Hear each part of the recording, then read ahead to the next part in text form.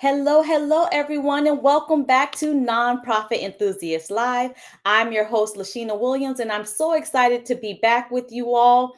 This is the guest I've been talking to you all about throughout the entire month, so I am so excited for this session.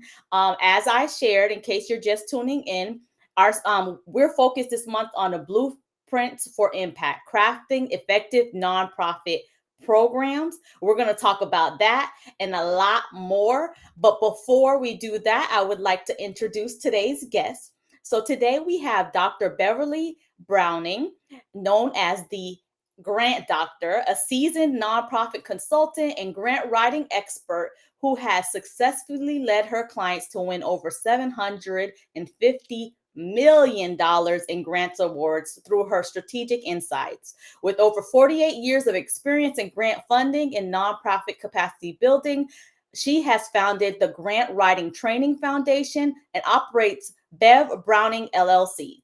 Dr. Browning is a prolific author with 47 publications to her name, including several editions of Grant Writing for Dummies and Nonprofit Kit for Dummies, which I have. She is an esteemed educator, having developed multiple online and live training courses on grant writing and nonprofit management. Dr. Browning is recognized as an approved facilitator and training provider for prominent organizations such as the CFRE and the Grant Professionals Association. I am so excited to have Dr. Browning on today. You know, in every industry, there's a trailblazer that helps prepare the next generation. I feel like that's who Dr. Bev is, and I'm just excited to have her here today. So, Dr. Bev, thank you so much for joining us today on Nonprofit Enthusiast Live. Thank you for inviting me, Lashina. I really appreciate it.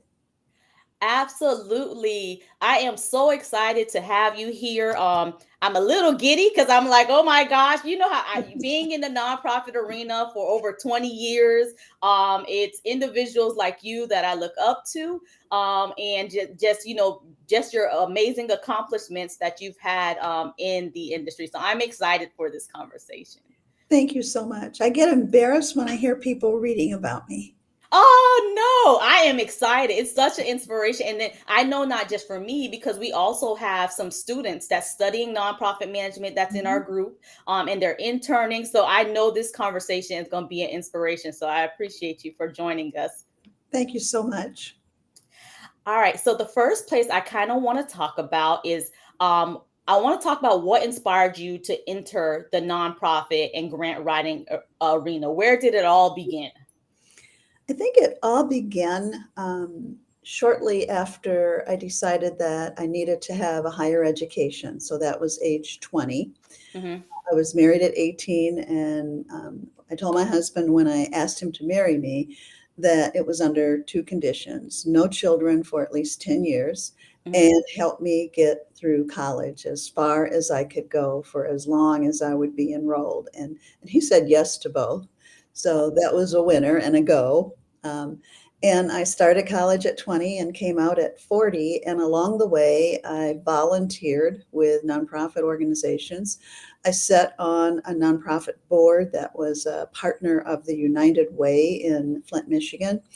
And that was where I got my first experience with what it means to be on a board, especially as the only person of color and a woman, and the youngest. And with no experience as being a board member, I was immediately put into the position of vice president. Knew nothing about nonprofit boards, what my responsibilities would be. There was no training, there was no orientation. It was a real dip into cold water, and I had to learn quick. Wow. So you said started school at 20 and end at 40. Tell me more. Well, first of all, because we had very limited income. We were both minimum wage earners. It took me 12 years to get through a 2-year community college associate degree. It took me so many years that when it was time to graduate and I went to the I think registrar's office to turn in all my paperwork, they said, "Oh, you're not quite ready for graduation." And I said, "No, no, I've taken everything. I'm ready." And they said, "Well, the classes that you took the first year that you were here, we no longer offer those, and so they can't count toward your graduation." So yeah, first I started crying, and then I said, "Oh, they're going to count." And I stomped off to the chancellor's office.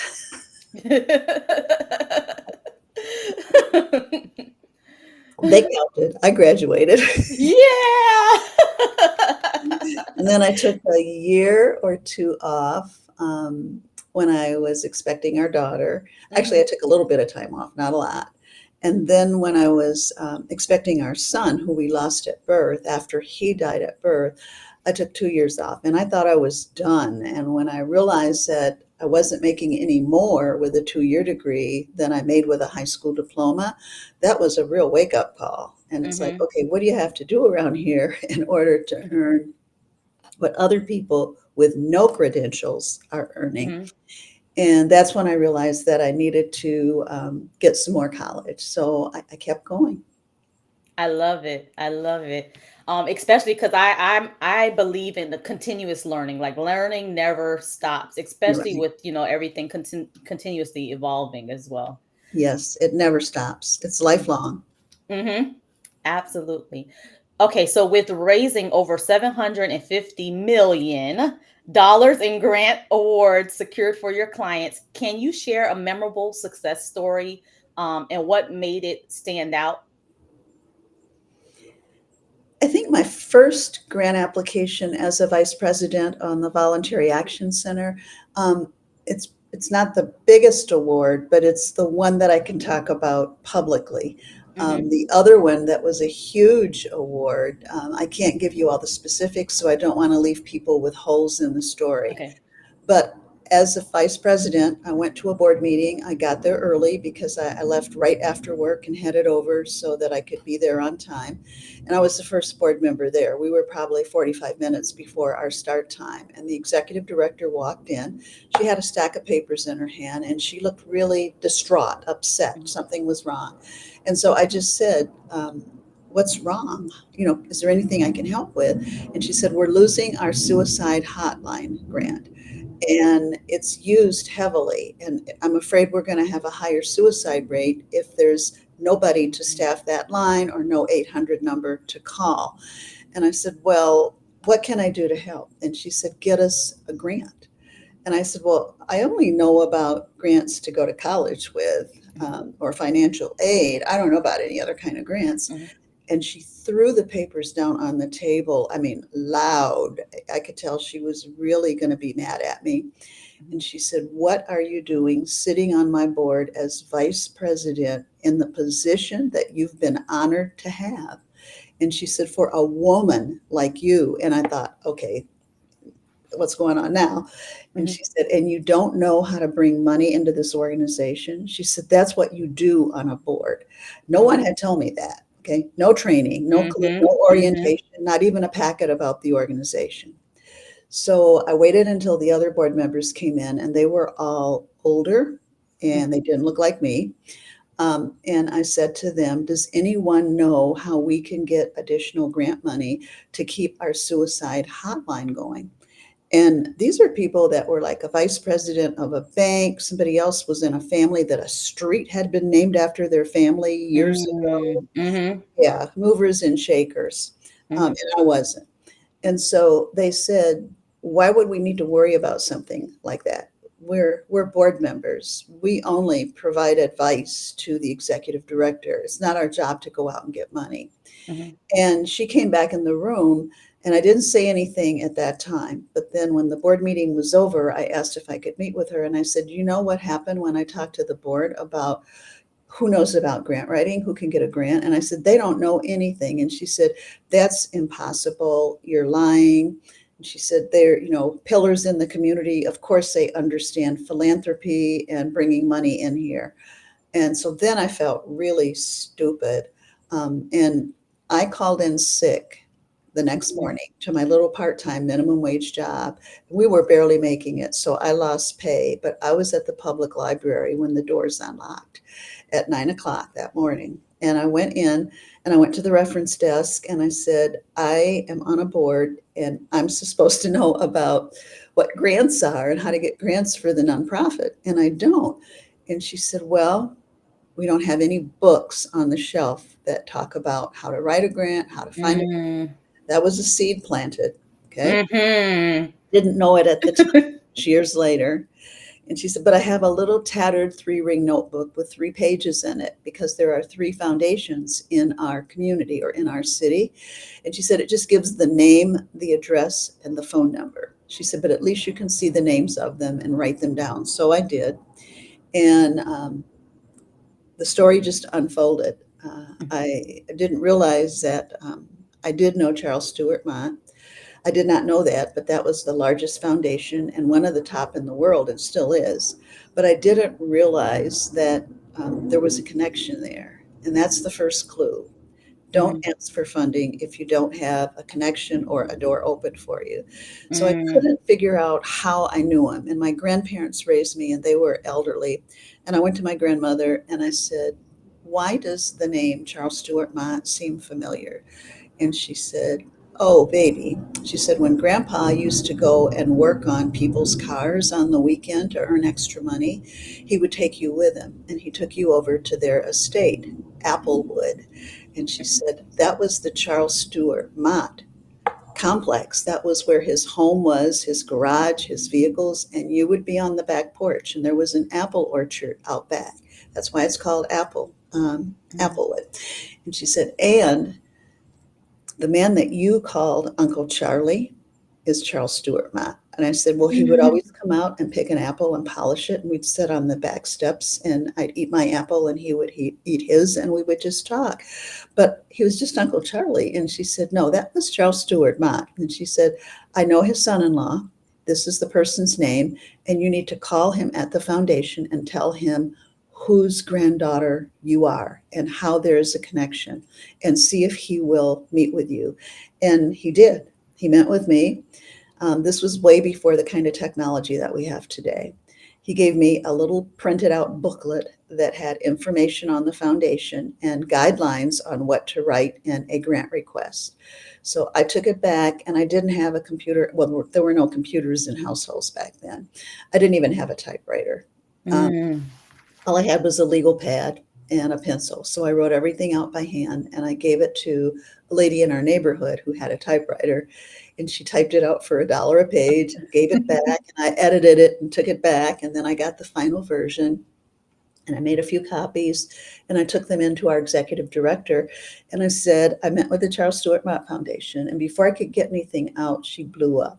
And she said, you what? How dare you? Who do you think you are? She said, you know nothing about grants, and you went over there and embarrassed this organization by talking to them about the fact that we need money for the suicide hotline. And I said, my family knew Mm. Charles Stewart Mott, and so did I. He was Uncle Charlie to me. And she said, that's impossible. And she said, he was a rich person who didn't look like you. And I said, he was just a man who was nice to me. And we sat on the back steps and had our apples on Saturday morning. And she said, well, what do you want? And I said, I want a cover letter from you to put on this so that I can, get it submitted. And I need for you to sign the cover letter. And she said, absolutely not. You knew nothing about grant applications or grants a week ago. I'm not trusting you to represent this agency. And I'm going to talk to the CEO or president of the board to ask to have you taken off the board because you're too young, you're too immature, and you're not really helpful to this organization. So I wanted to cry, but I was mad. I did. Oh my gosh. So I went back home and I called the executive members of the board, the president, the secretary, and the treasurer, because I was vice president. And I said, this is a situation. I need a cover letter. I need a piece of letterhead from the agency, and I need for all of us to sign off on it so I can put it on this application to Charles Stewart Mott to fund our suicide hotline for 1 year at $100,000. And so we met at my house. I had some beverages for them, and they read it over. Had copies made at the printer. They read it over, and they liked it, and they didn't see anything wrong. So they all signed off with an original signature on the cover letter.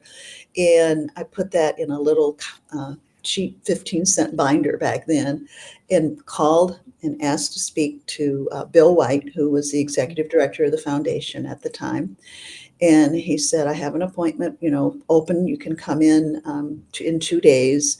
And he gave me a time. And I went in and I gave it to him, and he looked through it. And he said, I only see one problem. And I said, oh, did I make a mistake? I'm so sorry if I made a mistake, if there's a typo that I missed. I'm so sorry. And I said, I tried so hard to answer everything the way you asked it. And he said, no, you didn't ask for enough money. And I said, well, I asked for 100,000 for 1 year. And he said, why didn't the executive director come and meet with me and ask me to help with this? And I said, I don't know. Maybe she doesn't know you. And he said, Bev, he said, I attend the church where her husband is pastor, and I see them every Sunday. My wife and I play cards with them every Friday night. And on Saturday, I golf with her husband during warm weather. She knows me, they know me, and they know my job and know Mm. that I have the ability to give them money. And I said, so what are you saying to me? And he said, lesson number one, anytime you go to a funder asking for help, he said, the ask is the most important part of it, telling us the need and asking for help. Just assuming we're not going to give help does not get a grant award or a check. Mm. And I said, well, you said there was something wrong. He said, well, you didn't ask for enough.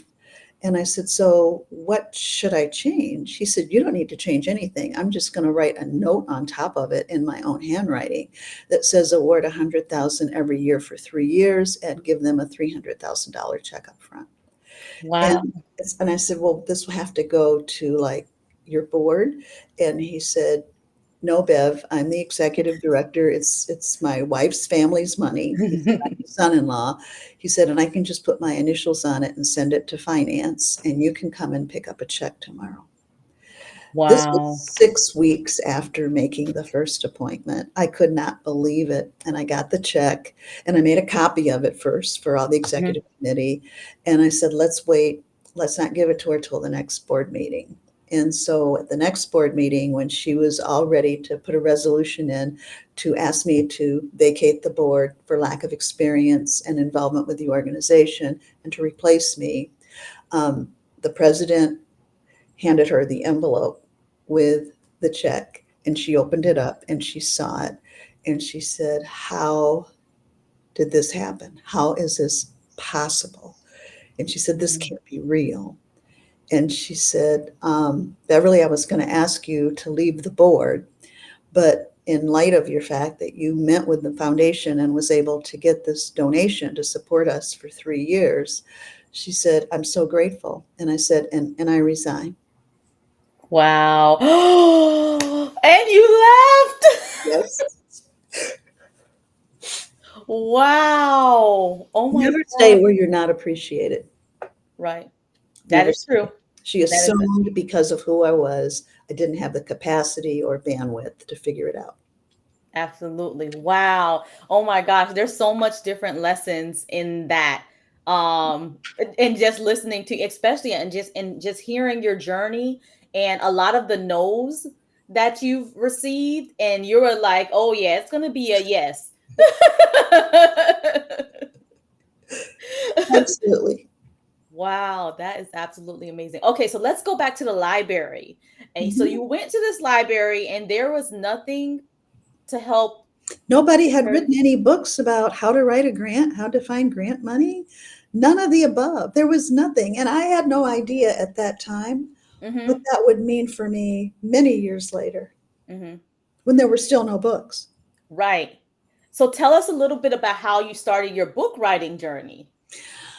I was doing in-person workshops all over the country, and people kept coming up after the workshop saying, do you have any handouts? Do you have a book? And I said, well, I have copies of the PowerPoint that I made.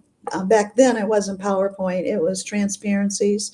And I said, I have copies. I went to the printer and had some copies made, and I can hand those out. And they said, well, do you have a book or anything? And I said, no. And then somebody said, maybe you should write a book. And I just came back home. I flew back home and looked online to see how could I start my own publishing company. And I found that there was a self-publishers group of North America. So I reached out to the person in charge of that and said, I want to self-publish my own books, but I don't know how to. And he said, there's lots of information on the website. You just have to join us. And I did.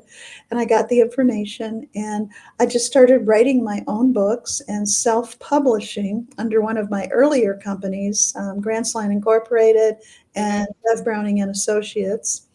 And I found a printer in the middle of Nebraska in a very little rural place who would help design the cover and do the printing at like $7 a copy, and I sold the books for $25 a piece. So they were always a sellout wherever I took them, wherever I presented.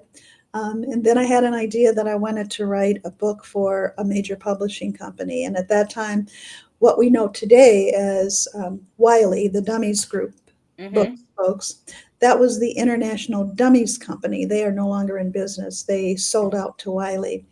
I went to them and I wrote a proposal and put it in the mail, and they sent me a letter back and they rejected me. And so it's like, okay, I'll just write my own book again. I don't care. Um, Mm-hmm. then I had a workshop in Michigan, and we were living in Arizona at the time. So I flew to Michigan, which is where I'm from originally, from Flint, Michigan. Mm-hmm. And I went to the workshop. It was in Lansing, the state capital. And there was a woman who came in and she said, I saw a note in the newspaper that you were doing this workshop today, and I brought a check to pay for my registration. And she said, I really don't know why I'm here. I don't want to know anything about grants. I'm never going to be a grant writer, but I'll sit at the back of the room. And I thought, okay, that's kind of a strange come in the door. Mm-hmm. I don't know why I'm here. I don't want to know anything about grants.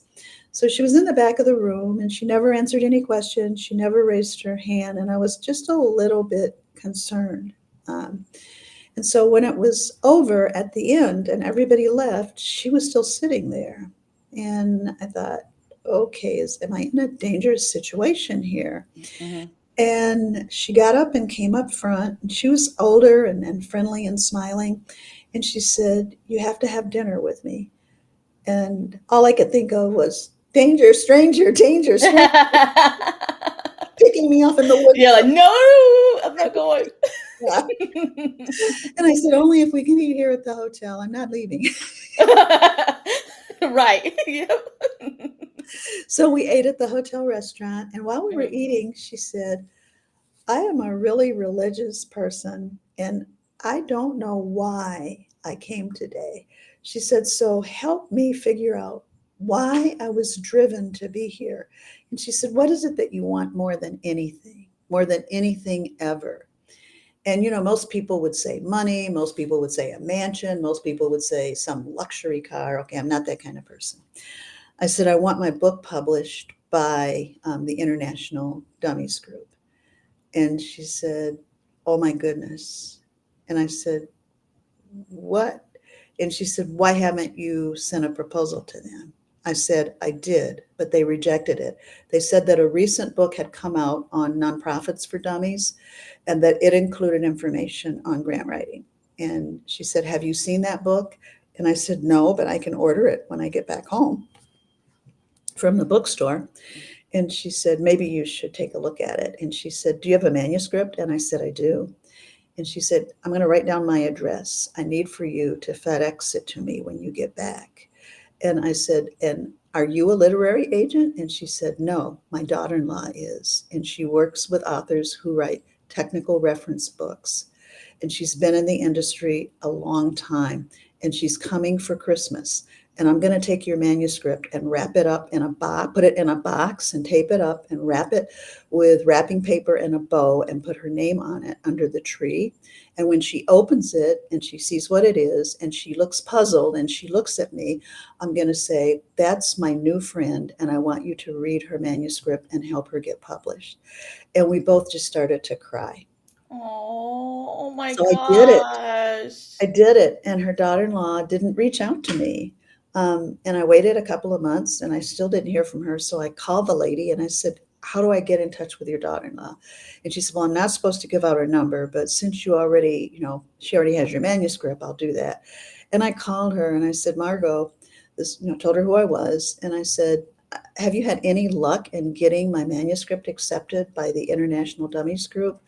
And she said, "Bev, I'm just crestfallen. I'm heartbroken." She said, "I just got off the phone with them and they're not interested because a new book came out a few months back for nonprofits for dummies, and there's a chapter on grant writing in there."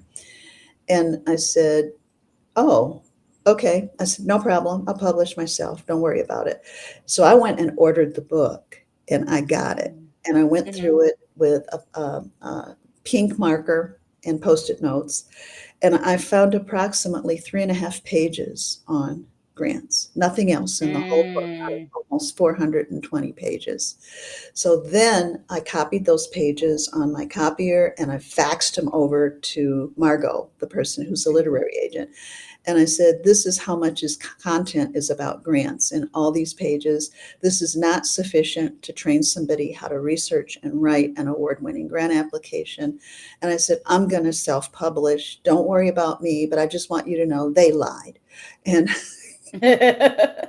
so I was busy getting my ISBN ordered for Mhm. the new book I was going to write, and my phone rings like Mhm. 2 hours later, and it's Margot. And she said, "Bev, did you already start self publishing?" And I said, "No, I just paid for an ISBN number, and I'm going to go ahead and do this." And she said, "Stop, don't do this. They want you.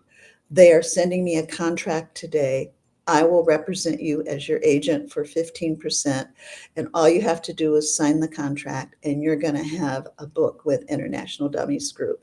That was the first edition of Grant Writing for Dummies. In 2001, it was published. Oh my gosh.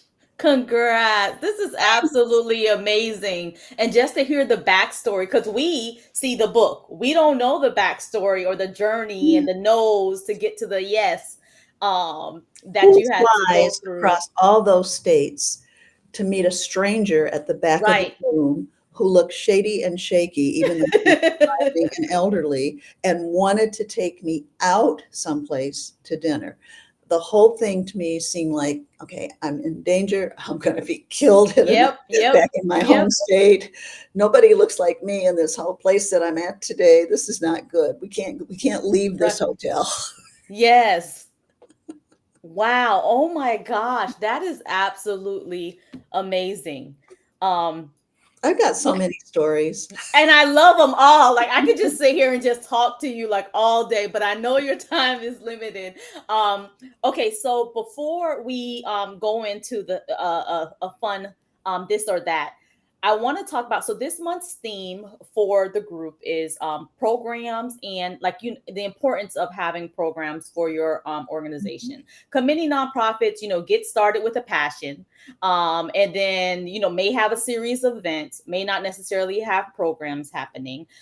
So can you share with us the what do you feel the importance is for organizations having programs, number one, and then also in order to be able to get the funds to fund the program? And I kind of talk about this in throughout the month, but I want to hear it from your perspective. Yeah. So before the overzealous executive director or program coordinator or program manager gets excited about designing a new program, they need to involve internal and external stakeholders. They need to have them all in the room at one time, and they need to take them through the theory of change process, where everybody thinks through what the project should look like in order to create or fill, no, to fill a gap in the community and not create a duplication of services, because you don't get grant funding when everybody else is doing it and now you want to jump in there and get a grant for the same thing. It doesn't happen that way. So I want them to think through, if we had a grant, what program would fill the gap? What program would serve the target population in need that's not being duplicated, that would be unique and innovative, that we can call our best practice model and begin to build upon it? Because if one person is doing all of the thinking and the writing everything down, it's done with tunnel vision and it's done with the mindset of limitations. When you have internal volunteers, people who work in the program, board members, external, community partnering agencies, licensing agencies, when you put representatives all in the same room, everybody has a nugget to put in the pile until that pile becomes solidified into an award-winning program model. Love it, love it, love it. So making sure that you have your external, internal stakeholders involved, and I know how easily it is because I was starting my own organization back in 2012, sitting there and trying to plot everything out, and then when you get ready to implement it, it may not work like it is, like you vision it out, but having others input can definitely help. I appreciate that It's feedback. important to get the feedback and to Mhm. vision what the project would look like when it's been built on combined feedback and national best practice models that you want to take for the framework or the foundation, and then build upon that with your own innovative ideas for interventions and Mhm. preventions. Love it. Okay, so now what we're going to do is a little bit of this or that to get to know you a little bit more. So this is going to be a rapid fire round. I'm going to ask you a few questions, and then you let us know which one is your preference. And then Don't after judge that, me. I know, right? No judgment at all. Okay. All right, and then after that, I'm going to ask you to share how best can people keep in contact and just follow your journey and follow you after we go through this session. Okay. All right. So this or that, coffee or tea while writing. Both. I start Okay. out with 2 cups of coffee and then I switch over to green tea. Wow. Okay. Okay. Handwritten notes or digital memos. Handwritten notes. Okay. Early bird writing sessions or late night creativity. Neither. Writing sessions Really? after 10 a.m. because I teach online first thing in the mornings. Okay. So right in the middle. Okay. All right. Fiction or nonfiction for leisure reading. I would say I like fiction better. Okay. Um, Classical music or silence for concentration, or some sort of other Silence. music. Okay, silence. Okay. Silence. Um, Brainstorming with the team or solo ideation. Step one, solo. Step two, give it to the team for critique and feedback. Love it. All right. See, that wasn't that bad, was No. it? All right. So, how can those tuning in? What's the best way to kind of to keep in touch with you and follow you? I have a website, bevbrowning.com. There is a contact us link on there, tab at the top. They just need to click on that and put their information in, and it will come into my email. Also, if anybody's on LinkedIn, Mhm. it's just Dr. Bev Browning, easy to find. I'm not a fan of business on Facebook or business on Instagram or business on Twitter, only because I'm looking for people that are serious about their intent and willing to roll their sleeves up and work hard. I do want to mention that I am no longer writing grant applications. I Mhm. am now the grant writing training doctor, and I train folks twice a year. I have 2 courses live on Zoom, 15 weeks coaching and mentoring for grant writers. They learn how to write research, grant funding, and learn how to Mhm. write a complete mock federal grant application narrative, memorandum of understanding, letters of commitment, a full budget summary, a table with a justification. They learn anything that they would have to turn in to submit a federal grant application over the 15 weeks. Love it. I love it. I love it. Thank you. And all of that information is on your website as well, Yep, correct? there's information on the website, or they can email me. Okay. Awesome. All right, Dr. Bev, thank you so much for coming on with us today. I mean, I'm just like, I'm going to go back and rewatch this several times. There's so much different lessons in there. And one that keeps standing out is the constant hearing of the no, because I feel like I'm in that place where, it's like, in a part of it, I feel like the more you ask, the more no's you start to hear. But then just continue to fight through. No, if it's not this way, it's going to be, another way. And sometimes, because there's a point with the book where you're like, okay, that's fine, you all don't want me, I'll just go ahead and publish my next book. Yeah. Who knew that I would be doing, 7 editions of Dummies, a rewrite of Yes. Nonprofits for Dummies, a rewrite of Fundraising for Dummies, a rewrite of Nonprofit Book in All for Dummies. Mm-hmm. Nobody knew that I would ever come this far, or even have work not just with Wiley, but with McGraw-Hill, with Solution Mm-hmm. Tree. It's been a blessing. It was never a goal. It was never part of the plan. I just wanted to keep my nose down, keep learning, and keep studying. Yep. And coming from that, the new board member that didn't know anything about grants. Now I Wow. train board members in nonprofit board of directors boot camp on how to get their act together and have a give or get policy and do what they're supposed Yes. to do. I love it. Well, thank you so much for joining us today. And I hope in the future you can come back on and join us, and we continue the conversation. And definitely those tuning in, check out Dr. Bev's classes. You ask them about grant writing, go ahead and learn. And I believe that it's good to also learn, especially as an executive director, learn how to write grants on your own, because also, even if you have a grant writing team, it brings a different pair of lens, Mhm. that you're wearing when reviewing these grants and the request that's going out. So yeah. Absolutely. And just a final thing for your listeners, if you're Hmm. an executive director of a nonprofit and you are trying to hire a grant writer, they do not take the load off your shoulders. It's a two-way street, it's a partnership, and you're going to be there right along with them. When they're writing, you're going to be providing information and reviewing drafts. Very good point. I love it. Well, thank you once again. And we'll see you all next week, everyone. Bye. Bye. Thanks, Thank Lasheena. you. Thank you, Dr. Bev. You're welcome.